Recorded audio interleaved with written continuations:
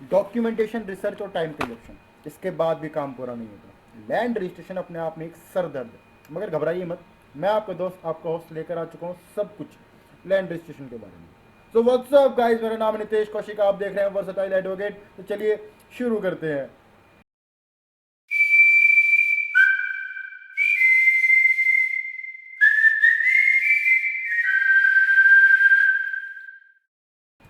So guys, video को आगे बढ़ाने से पहले हम क्विकली जरा इंडेक्स की तरफ नज़र डाल लेते हैं कि आज हम क्या क्या यहाँ पर डिस्कस करने वाले हैं। तो पहले हम यहाँ पर डिस्कस करेंगे types of land and related issues. Then हम बात करने वाले हैं recent condition of land in India. Then हम यहाँ पर बात करेंगे process of registration of properties.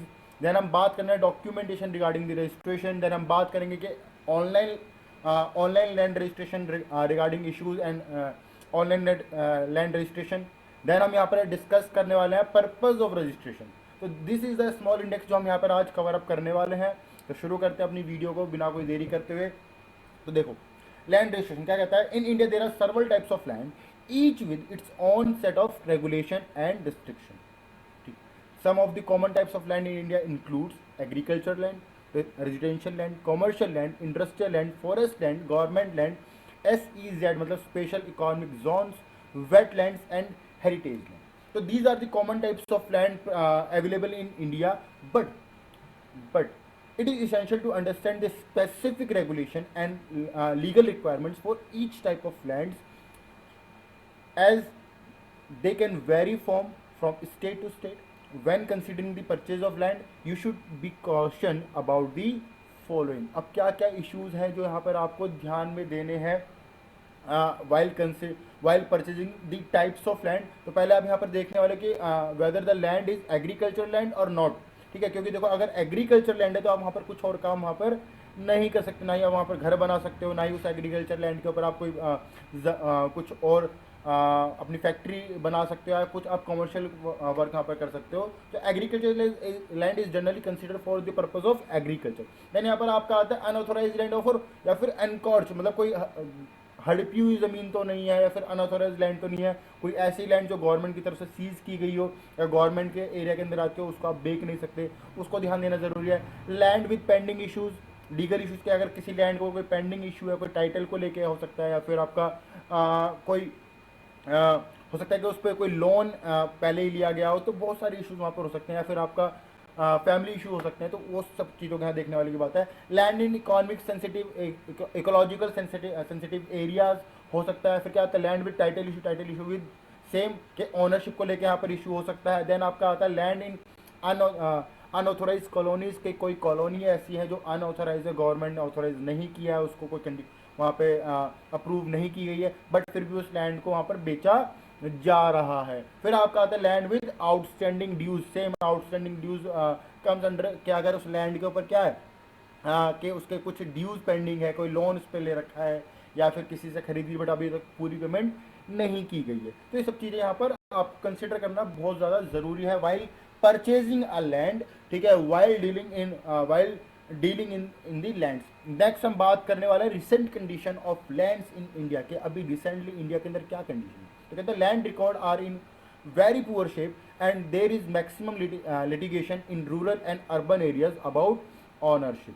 It has been estimated by the reputed agency that India loses 1.3% of economic growth annually as a result of dispute land titles, ठीक है, which inhibit supply of the capital and credit for agriculture। तो देखो यहाँ पर एक बहुत बड़ी जो बहुत बड़ा एक इशू है, चाहे आप अर्बन एरियाज में बात करो या फिर आप रूरल एरियाज में बात करो, वो किस चीज़ को लेकर है, वो है ओनरशिप को लेकर कि एक्चुअली लैंड है किसके। और ये जो ओनरशिप का इशू है ना, ये कोई बाहर की पार्टीज के बीच में नहीं होता, ये बेसिकली जो इशू होता है ये फैमिलीज़ के अंदर कंक्लूड होता है कि कोई हेरिटेंस की लैंड होती है एंड देन उसको प्रॉपरली जो आपके बड़े बूढ़े होते हैं, जो आपके एल्डर्स होते हैं, वो प्रॉपरली ट्रांसफ़र नहीं करके जाते किसके नाम पे करने या फिर डिस्ट्रीब्यूट नहीं कर जाते एंड देन फिर उसको लेके आपस में डिस्प्यूट अराइज हो जाता है बिटवीन दी फैमिली कि बड़ा भाई छोटा भाई या फिर आपके फैमिली के अंदर किसी भी तरह से डिस्प्यूट अराइज हो सकते हैं। तो उन सब चीज़ को लेके यहाँ पे कहीं ना कहीं अभी जो recently around 1.3% of economic growth जो एनुअली है, हर साल जो आपकी डिक्रीज हो रही है just because of the land issue. क्योंकि देखो लैंड इशू जितना क्रिएट होगा उतनी आपके पास के लैंड कम होती चली जाएगी। वो डिस्प्यूट में आपकी लैंड फंस जाएगी, ना आप उसको बेच सकते हो ना कुछ और उसमें कर सकते हो। तो ये कहीं ना कहीं रीज़न है। नेक्स्ट हम यहाँ पर बात करने वाले हैं प्रोसेस ऑफ रजिस्ट्रेशन प्रॉपर्टी। क्या अगर आप प्रॉपर्टी को रजिस्टर कर रहे हो तो क्या क्या प्रोसेस यहाँ पर होंगे। पहला क्या आता है, देखो, verify the property title deed gives an idea of the ownership of the property, also knows about the any dues pending such as water bills, electricity bills, property tax etc. तो पहला प्रोसेस आपका क्या हो जाएगा कि आपको पहले check करना है कि जो प्रॉपर्टी टाइटल डीड है कि प्रॉपर्टी एक्चुअली है किसके नाम पर, क्योंकि जिसके नाम पर प्रॉपर्टी को वही इंसान बेच सकता है, कोई दूसरा इंसान नहीं बेच सकता। बस वहाँ पर कुछ कंडीशन होती है, अगर कोई दूसरा इंसान बेच रहा है तो वहाँ कंडीशन होगी कि उस बंदे के पास राइट्स होने चाहिए उस प्रॉपर्टी को बेचने के लिए। ठीक है। सेकंड चीज, अगर प्रॉपर्टी डीड आप देखते हो तो साथ साथ आप यहाँ पर पेंडिंग ड्यूज भी देख सकते हो कि वाटर बिल तो कोई पेंडिंग नहीं है, इलेक्ट्रिसिटी बिल तो पेंडिंग नहीं है, प्रॉपर्टी टैक्स तो पेंडिंग नहीं है, क्योंकि अगर ये सब चीज़ें इशू है तो आपको खरीदने में शायद इश्यूज अराइज हो सकते हैं। जब तक ये बिल्स क्लियर नहीं होंगे तब तक आप नहीं खरीद सकते, और अगर खरीद भी लिया आपने तो फिर आपको बिल्स खुद से क्लियर करने पड़ेंगे। नेक्स्ट आपका आता है the next step is to prepare the sales deed by a knowledgeable lawyer. तो यस, मैं एक लॉयर हूँ, अगर आप अपनी सेल्स डीड बनवाना चाहते हैं तो आप मेरे पास आ सकते हैं, मैं आपकी सेल्स डीड बना दूंगा। तो यस, अगर आपको लगता है कि प्रॉपर्टी रेडी टू सेल है और रेडी टू बाय है तो आपको जो दूसरा स्टेप है, वेरी नेक्स्ट स्टेप क्या करना होगा, आपको एक सेल्स डीड प्रिपेयर करवानी होगी एक एक्नॉलेजेबल लॉयर के थ्रू। देन क्या होता है, पे द स्टैम्प ड्यूटी, आपको स्टैम्प ड्यूटी पेमेंट करनी पड़ेगी। स्टैम्प ड्यूटी क्या होती है, देखो बेसिकली क्या होता है कि जो वैल्यू ऑफ द प्रॉपर्टी होती है उसका अराउंड 3 to 10% जो अमाउंट होता है वो आपको पेमेंट करना पड़ता है। ठीक है, उसको बोलते हैं स्टैम्प ड्यूटी। ठीक है, at the time of sale या फिर परचेज जो भी आपका 3 to 10% ऑफ द प्रॉपर्टी की वैल्यू होती है वो आपको पेमेंट करनी पड़ती है, and this amount is known as stamp duty.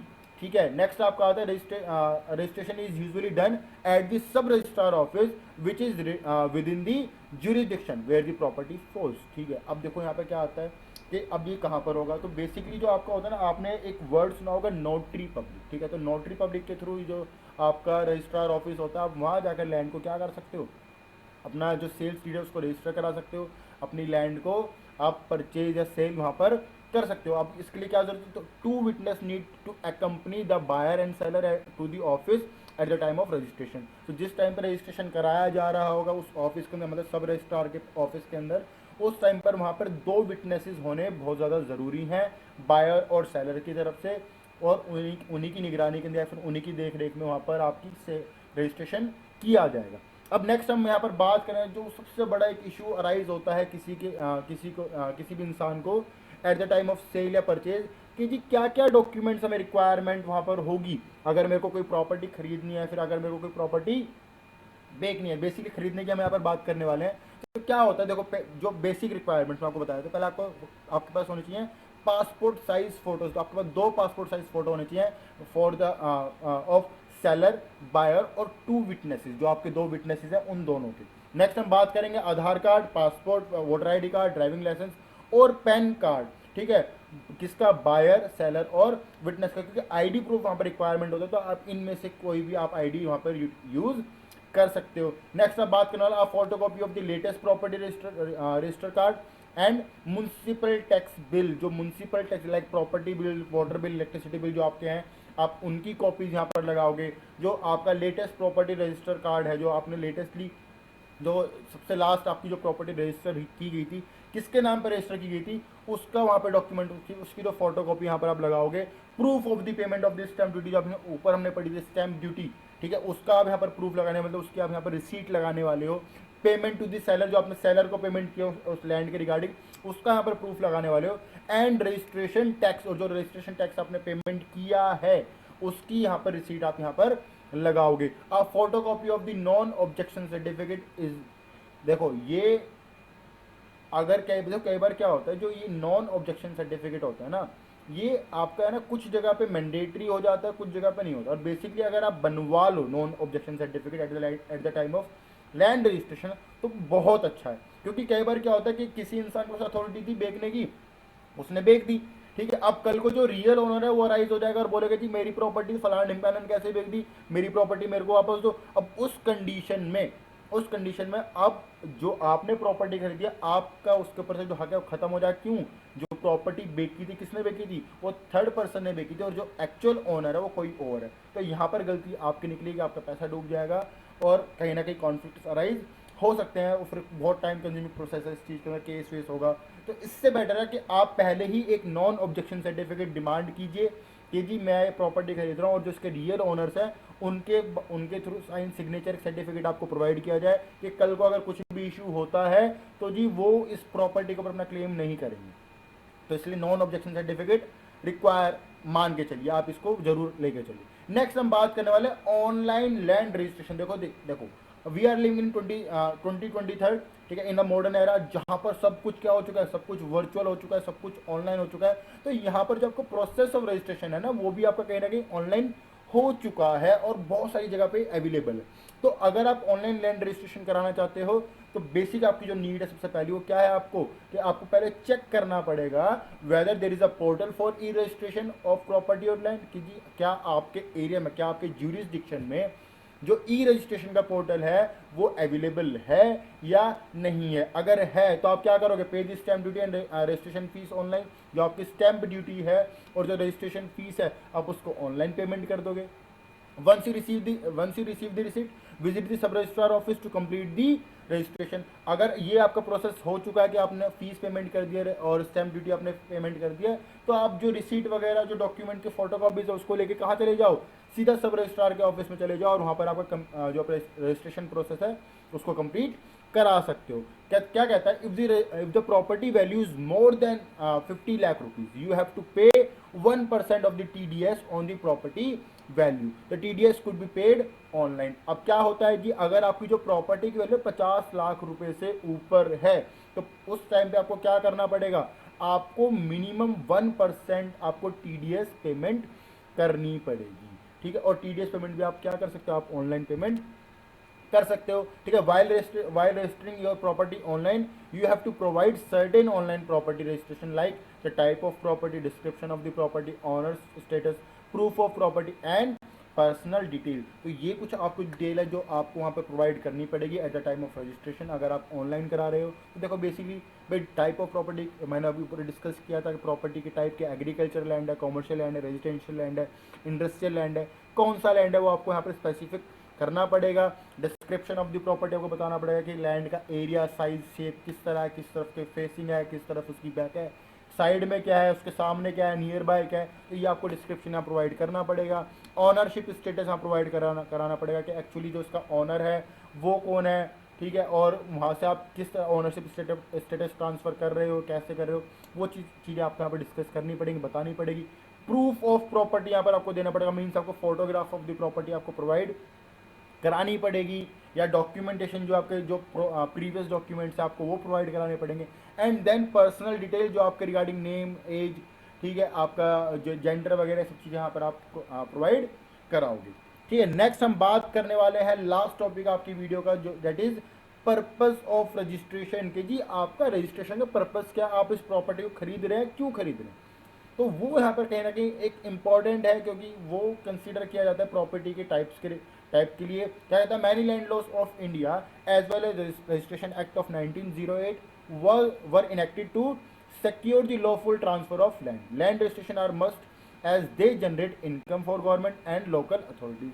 Once the land is registered, the government keep a track of the property of your property, and it will help authorities to prepare a land use map. The registration will also help the government solve any future land related issues after a few decades. तो देखो ये चीज़ें यहाँ पर बताई गई कि जो आपका 1908 का जो एक्ट था उसके अकॉर्डिंगली ये पर्पस ऑफ रजिस्ट्रेशन आपका रिकॉर्ड करना ज़रूरी है। क्यों ज़रूरी है, क्योंकि देखो आपने लैंड खरीद लिया, बिक गया, आपका हो गया, ठीक है, या आपने किसी और को दे दिया, बट गवर्नमेंट को इसके ट्रैक रखना ज़रूरी होता है। गवर्नमेंट इसका ट्रैक रखती है कि जी जो लैंड है किससे खरीदा गया, किसको बेचा गया, किस टाइम पीरियड में हुआ। अच्छा, जब बेचा गया था तो लैंड आपका रेजिडेंशियल लैंड था, कॉमर्शियल लैंड था या एग्रीकल्चर लैंड था।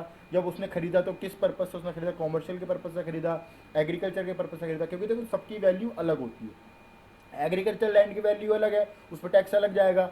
कॉमर्शियल लैंड की वैल्यू अलग, उस पर टैक्स अलग जाएगा। और जो रेजिडेंशियल लैंड है उस पर टैक्स अलग जाएगा। तो ये पर्पस यहाँ पे आपका डिफाइन करना ज़रूरी होता है, क्योंकि देखो ये एक इनकम का सोर्स है किसके लिए, गवर्नमेंट के लिए और लोकल अथॉरिटीज़ के लिए।